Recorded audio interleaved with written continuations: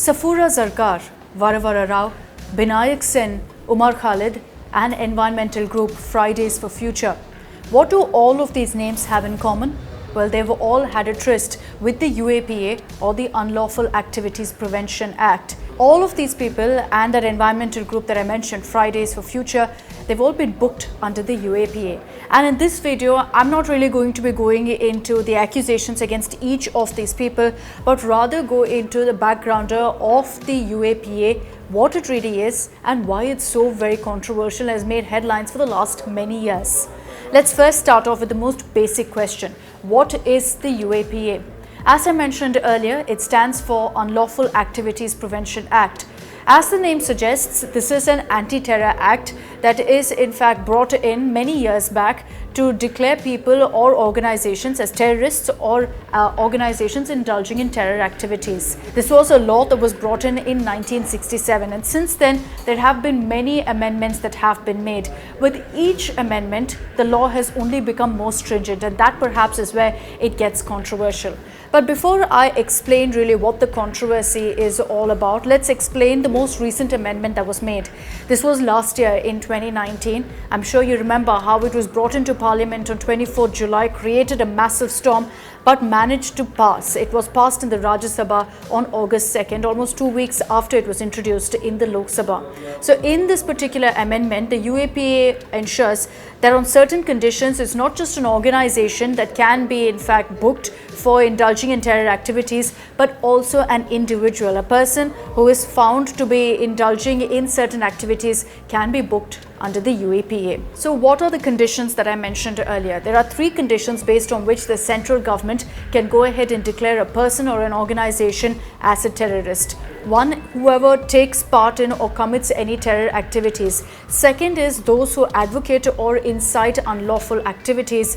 And the 3rd is anyone who assists in any way, whether it's funding or other ways, if they help in these unlawful activities being committed. If any of these 3 conditions are met and the accused is found to have indulged in any of these activities, they will be booked under the UAPA. But here's the catch. Now, there's no definitive way of defining exactly who a terrorist is, and that's why there have been so many questions about the UAPA. Make no doubt, it's a very, very stringent law that's in place. The only clarity that we really get, and perhaps that can be used in some way or the other to define a terrorist, is section 15 of the UAPA that goes into great detail about the kind of acts that can be defined as an act of terror. Essentially, the overlying message in section 15 of the UAPA is that anyone who commits any act or threatens the unity, sovereignty, the security, the economic security of our country, that person will be deemed as someone who indulged in a terror activity. But you see how vague that particular definition is, what I just told you. It doesn't mention in any way exactly what a terror act is or who a terrorist is.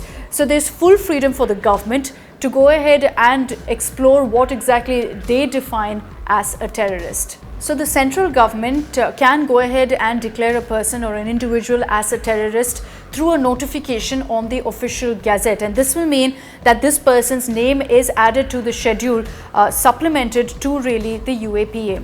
What's interesting is that this individual, if they're booked under the UAPA, they'll have no idea why, they'll have no idea when, they'll have no idea what the crime is against them also. The government has the right to hide all of this information from the individual under the stringent UAPA. And that's exactly why this law is controversial. There have been a lot of arrests that have been made under the UAPA, and each of them have been very, very controversial. In the past also, there have been laws like POTA, like TADA, all of which have also been highly controversial. And because they didn't really stand the legal scrutiny, they were repealed. The UAPA also, there have been several questions asked along this line about whether it does stand legal scrutiny or not.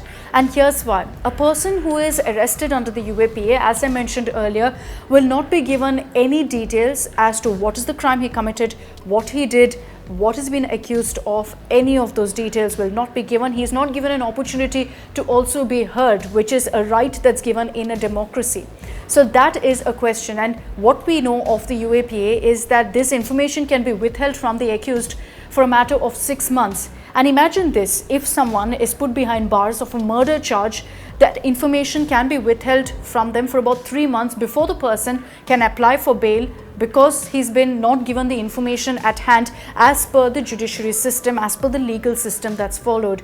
In the UAPA, that duration is 6 months, and even in such circumstances, under the UAPA, if a person is booked, it's virtually impossible to get bail. And that's why there have been so many questions about the anti-terror law. Some of the names I mentioned earlier, the likes of Safura Zargar and Varavara Rao, they've been in the news for exactly this reason. The fact that there's been a fight literally for bail, and in the UAPA, it's almost unavailable, the option of bail, which is clearly completely contradictory to what our legal system proposes and offers to every single person who's accused of a crime. So that's why the UAPA is very controversial. And even as we get you details of this particular law, there have been many debates about the UAPA, from many saying that this is the need of the hour, that we need to have a stringent anti-terror law, to others saying that this goes against the very fabric of our democracy and what our legal system stands for.